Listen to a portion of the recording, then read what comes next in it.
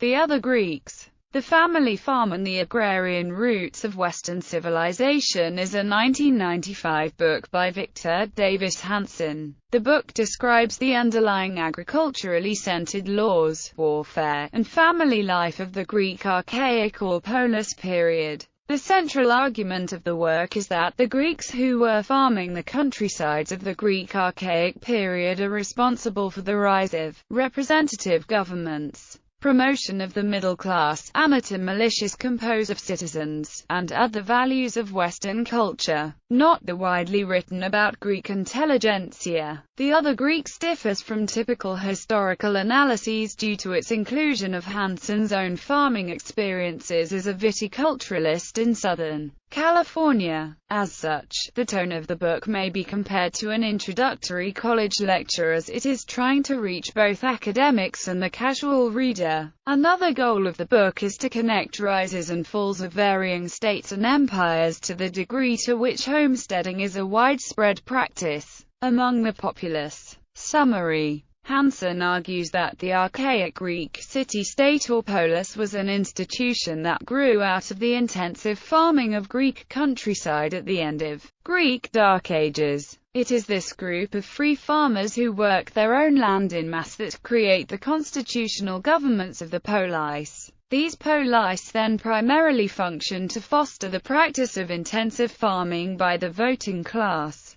The argument is divided into three sections. 1. The rise of the small farmer in ancient Greece, 2. The preservation of agrarianism, and 3. To lose a culture. Part 1. After the fall of Mycenaean Greece, Greece was left decentralized, depopulated, and had an abundance of land. At the time of the rise of intensive farming in ancient Greece, the population had increased. This increase in population caused an increased demand for food. This demand for food led the Greek populace to turn to land and animal husbandry. This process typically involved an individual converting lands far from old population centers and lands of marginal quality into small single-family farms. Cultivation of these marginal lands was aimed at the production of olives, grapes, and cereal crops. The amount of work required to bring these crops to a successful harvest, especially grapes,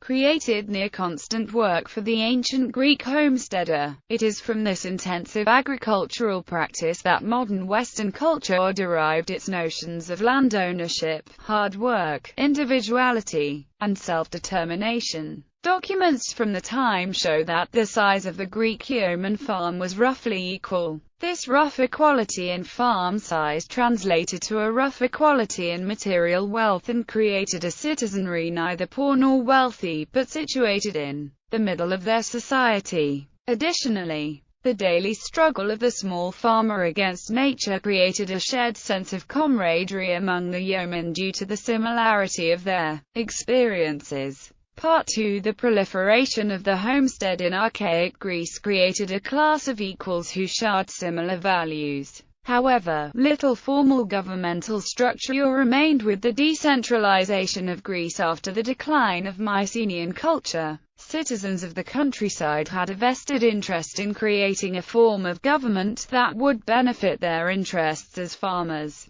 The polis developed under this framework. In the Greek polis, landed yeomen were typically the only citizens who could vote. As such, these middling farmers determined the laws of the polis in times of peace and decided when the polis would wage war. Farming is nearly an all-the-time job, and the farmer cannot be away from the fields for extended periods of time without risking losses in yields and as a consequence the farmer's own livelihood. If farmers were the people fighting the battles or wars of the archaic Greek periods, it might be hypothesized that wars would be short in nature. Wars in archaic Greece were in fact short in nature. They lasted about 3 days, and occurred during the agricultural downtime of August. Hanson uses these lines of evidence to suggest that the hoplites who fought the battles of archaic Greece were the yeoman farmers of archaic Greece during peacetime. Thus, the ability to farm was seen as a duty to defend the farms of compatriots as well as determine the legislative direction of the polis.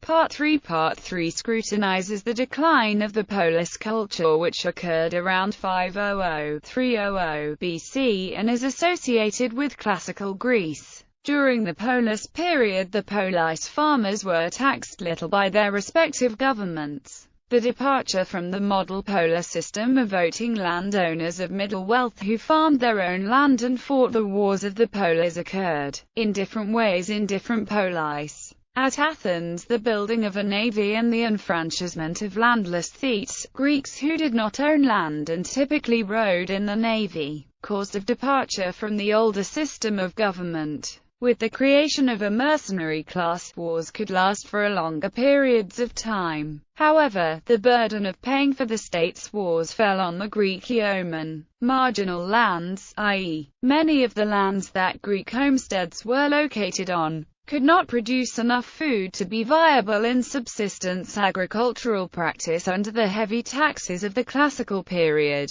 This forced many yeomen off of their farms and potentially into serfdom, as they may have found it easier to farm the productive land located near the polis. The creation of unequal plots of land led to wealth disparity and thus the destruction of a form of government in which the voter or legislative representative is the same person who fights wars and is producing the food of the country. The creation of unequal plots of land also destroyed the egalitarian nature of polis life. During archaic Greece, the Greek yeoman had roughly the same amount of land, the same interests, and the same purchasing power. By classical times, the veneration of individuality and equality had destroyed the very system of government it created. Reception and influence. The Other Greeks has been called a masterpiece as well as a foundation for understanding the polis. While reviewers do discuss shortcomings such as failing to discuss the effect of slavery on polis culture or an overstatement of the case that agrarianism was the only common thread in archaic Greece, reviews are generally positive. Publication history. The book was first published in 1995 by the University of California Press. A second edition was published in 1999. The second edition was updated with a preface and a recent bibliography of the works of Victor Davis Hanson. The preface to the second edition discusses the impetuses for the book's publication.